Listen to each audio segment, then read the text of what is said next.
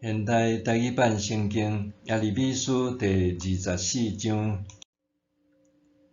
巴比伦王尼布甲尼撒对耶路撒冷将约雅敬的囝犹大王约雅斤以及犹大国的官员、做工师傅甲拍铁师傅，拢掠去巴比伦。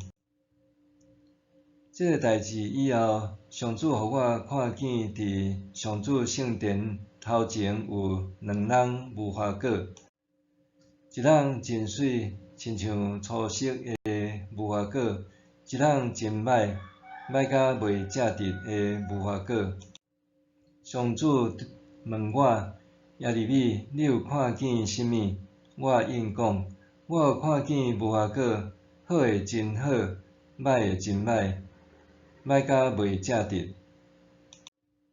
上主阁对我讲：我上主以色列的上帝要将遐个对即块土地流放去巴比伦的犹大人，当作好的无花果，好款待因。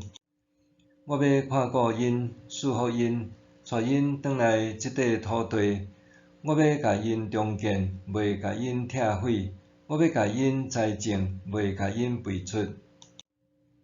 我要赐因一粒认捌我的心，承认我是上主。因要做我的子民，我要做因的上帝，因为因要一心一意归向我。上主阁讲：犹大王西底家甲伊的官员，剩落来留伫即块土地的耶路撒冷人民，以及住伫埃及的犹大人，我要甲因当作歹甲未食得的无花果。